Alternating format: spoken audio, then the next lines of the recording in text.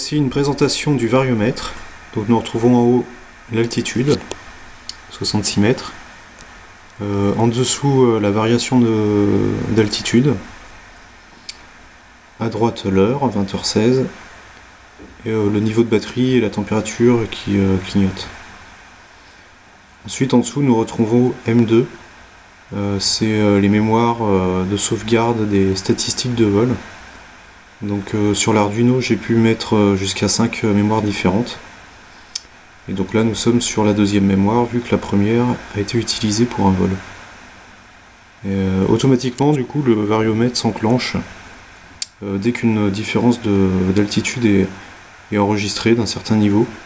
Le chronomètre s'enclenche et d'autres statistiques sont enregistrées comme le cumul d'altitude, le taux de chute mini, maxi, et l'altitude maximum et minimum.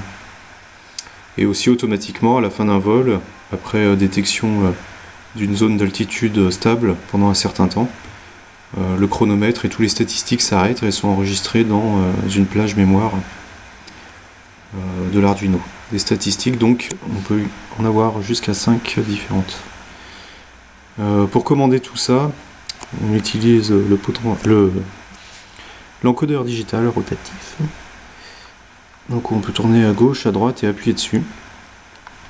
Donc par exemple sur cette interface, le fait de tourner à gauche-droite enclenchera le réglage du volume de off à 10. Donc là je le mets à off pour pas que le son nous perturbe. Donc vous voyez le vario indique quand même des changements d'altitude, c'est que le capteur est un peu bruité. Donc au-delà de ça, nous pouvons cliquer sur le bouton et aller dans un système de menu.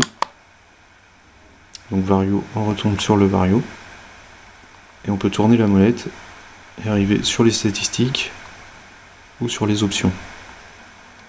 Donc pour revenir sur les statistiques que je parlais tout à l'heure, voilà, on a 5 plages mémoire, 2, 3, 4, 5, et en fin de menu, un reset pour effacer toutes les plages mémoire d'un coup. Donc là par exemple, un petit vol, on peut voir la date effectuée du vol, l'heure, en dessous le temps du vol, l'altitude maximum et minimum, et en mètres par seconde les taux de chute, et l'altitude cumulée. Donc ça, je le rappelle, c'est enregistré automatiquement à chaque vol par détection de changement d'altitude. Ensuite, vario, statistiques, on a vu, et options, où on peut tarer l'altitude, ce qui permet de remettre au niveau 0 l'altitude du variomètre. Ici pour l'équilibrer à une certaine hauteur. Le taux de déclenchement du bip en montée, en descente également.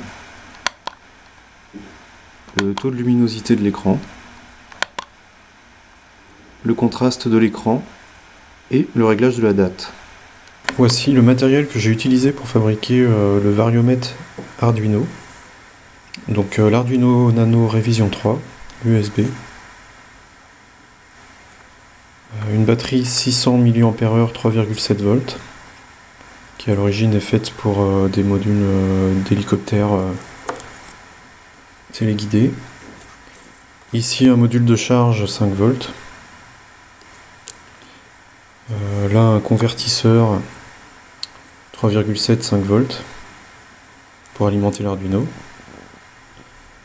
Ici un écran de Nokia 5110 branché sur une carte. Un module RTC au protocole I2C, donc compris par le Arduino, donc branchable directement dessus. Le capteur de pression BMP 085, pareil en I2C. Un encodeur digital, donc qui permet de tourner à gauche, à droite, avec bouton poussoir pour cliquer. Donc pour les repérer, on voit 3 pins d'un côté et 2 de l'autre. Donc pour la gauche-droite et masse. Et là la masse et le clic. Un cache bouton. Et un buzzer 8 ohms, récupéré dans un ancien téléphone. Pour biper. Et pour ranger tout ça, du coup, une petite boîte électrique, là elle fait 10 cm sur 6, à laquelle on a fait quelques trous pour l'encodeur, le buzzer, l'écran, et après il faut arriver à tout caser dedans.